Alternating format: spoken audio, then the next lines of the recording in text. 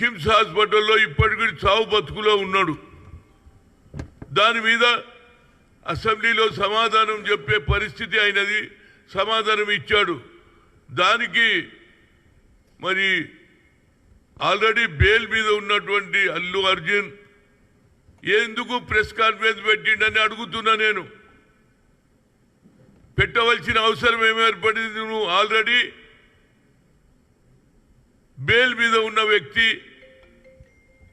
అసెంబ్లీలో మాట్లాడింది ముఖ్యంగా ఒక ఆడపడుచు చనిపోయింది, ఇంత పెద్ద అన్యాయం జరిగిపోయింది, కొడుకు హాస్పిటల్లో ఉన్న ఆవేదనతో పోలీసులు ఇచ్చిన రిపోర్ట్ ప్రకారంగా నువ్వు చేసిన ఏదైతే పర్మిషన్ లేకుండా నువ్వు రావడం ఇవన్నీ జరిగినాయి. నా ఉద్దేశంలో మరి పొలిటికల్ పార్టీస్ వాళ్ళు ఎంతసేపటికి ఇదో కక్ష అంటుడు, కక్ష సాధించే కాంగ్రెస్ పార్టీ కాదు, మాది సెక్యులర్ పార్టీ. ఇవాళ ఎవరైతే ఆర్ఎస్ఎస్ నుంచి కిషన్ రెడ్డి గారు అంటున్న పరిస్థితులు బాగలేవు అంటున్నాడు, మరి మణిపూర్లో ఏమవుతుందిరా బాబు? సంవత్సరం పొడుగా ఇప్పటికి 90 మంది చనిపోయిండ్రు. ఆడ లా అండ్ ఆర్డరే లేదు, ఈడ లా అండ్ ఆర్డర్ ఉన్నది. అన్ని విధాల ఫిలిం ఇండస్ట్రీకి ఎంకరేజ్ చేస్తున్నాడు రేవంత్ రెడ్డి.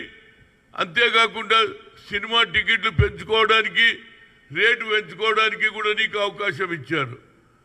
కనుక వీళ్ళు కొందరు, అది బీఆర్ఎస్ కావచ్చు, బీజేపీ కావచ్చు, పొలిటికల్ అడ్వాంటేజ్ తీసుకోవాలని వాళ్ళ ఆలోచన.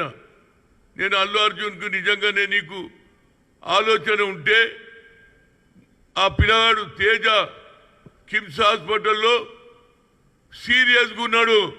మృత్యుంజయ యాగం చేయిరా బాబు, నీ ఇంట్లో ఆయన బాగుపడాలని మృత్యుంజయ యాగం చేయి. అదేవిధంగా నీకు ఆలోచన ఉంటే వాళ్ళ కుటుంబానికి ఏ విధంగా సాయం చేయాలని ఆలోచన చేయి. అంతేగాని నీకు ఎవరు అడ్వైజ్ ఇస్తున్నారో నాకు తెలియదు, కానీ అప్పుడే